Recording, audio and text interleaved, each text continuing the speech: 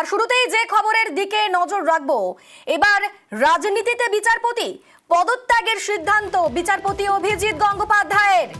মঙ্গলবার পদত্যাগ করবেন বিচারপতি গঙ্গোপাধ্যায়। আমাদের সঙ্গে রয়েছেন প্রতিনিধি অর্ণব। অর্ণব, কেন পদত্যাগ করবেন বিচারপতি? ব্যক্তিগত সিদ্ধান্ত তার। অর্ণব, তোমার কথা একেবারে স্পষ্ট শোনা যাচ্ছে না, একটু জায়গা পরিবর্তন করলে ভালো হয়। দর্শক জানিয়ে রাখি আরো একবার, এবার রাজনীতিতে বিচারপতি পদত্যাগের সিদ্ধান্ত বিচারপতি অভিজিৎ গঙ্গোপাধ্যায়ের। মঙ্গলবার পদত্যাগ করবেন বিচারপতি গঙ্গোপাধ্যায়। আবারও যাবো অর্ণবের কাছে। অর্ণব,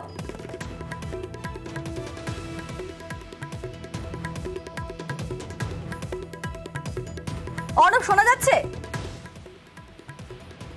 প্রশ্নটা যদি আরো করো। অর্ণব, কেন পদত্যাগ করছেন বিচারপতি?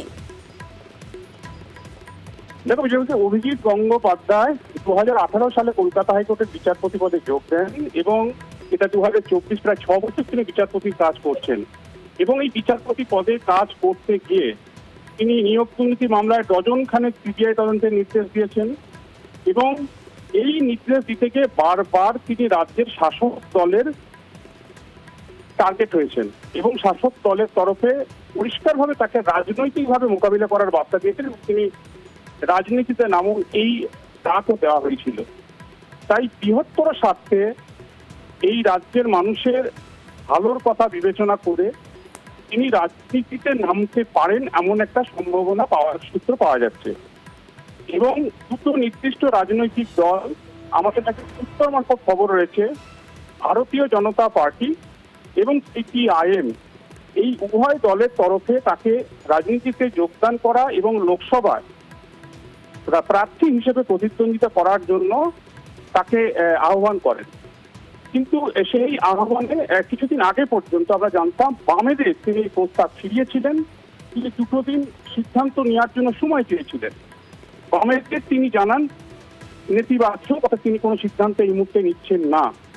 তাহলে কি বিজেপিতে তিনি যোগদান করছেন?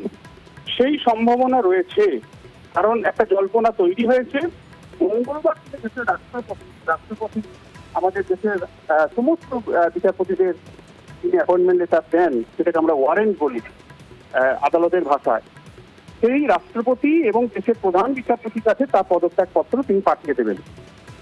এবং বৃহস্পতিবার দিন একটা মেগা জয়েনিং রয়েছে রাজ্যে বিজেপিতে এবং সেই বৃহস্পতিবার দিন তিনি সম্ভবত রাজ্যের বিজেপিতে তিনি যোগদান করতে পারেন। এরকম এরকম একটা জল্পনা আমরা রাজনৈতিক সূত্রে পাচ্ছি। পূর্ব মেদিনীপুরের তমলুক আসন থেকে তিনি বিজেপির হয়ে প্রতিদ্বন্দ্বিতা করতে পারেন। অত্যন্ত গুরুত্বপূর্ণ তমলুক এই লোকসভা। কেন বলছি?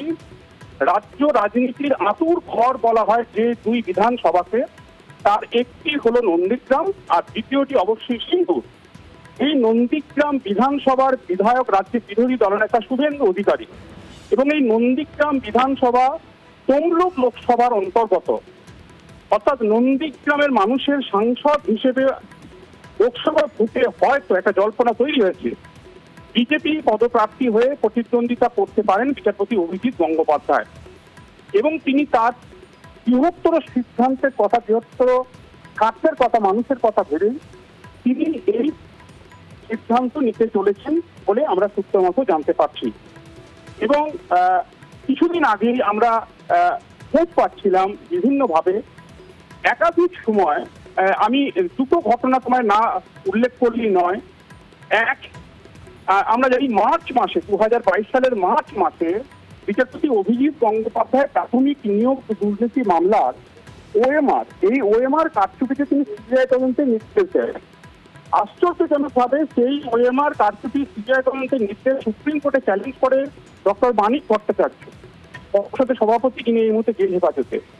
এবং সেই মামলায় কোনো পক্ষকে নোটিশ সার্ভ না করে, অর্থাৎ এই ওএমআর কারচুপির মামলায় সুপ্রিম কোর্টের বিচারপতি দ্বিতীয় মাহেশ্বরীর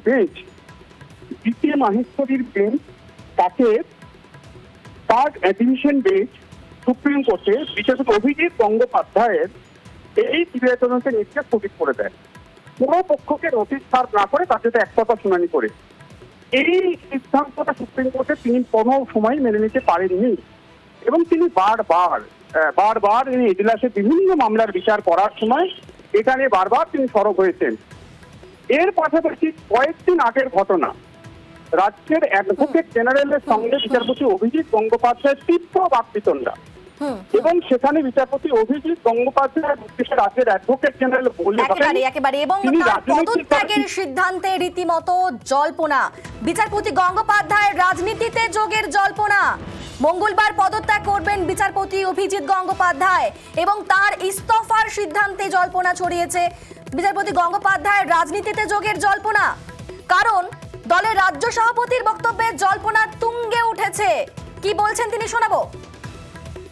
সভাপতি হিসেবে আমার স্ট্যান্ড, আমার পার্টি স্ট্যান্ড, আমরা খুব বেছে বেছে নেব, পচা আলু নেব না। যাদের বিরুদ্ধে গুরুতর কোনো অভিযোগ আছে এরকম কোনো নেতৃত্বকে আমরা নিতে চাই না। একাধিক নেতার নাম রয়েছে, অনেকেই আসতে চাইছে। তৃণমূলের অবস্থা ভালো না। অভিজিৎ গঙ্গোপাধ্যায় অবশ্যই বড় নাম, আমি সেটা অস্বীকার করছি না। আরো অনেক বড় নাম লাইনে আছে। আমরা লাইন খুললে পরে হুড়ুর করে ঢুকে যাবে। ভবিষ্যতের গর্ভে অনেক কিছু লুকিয়ে আছে।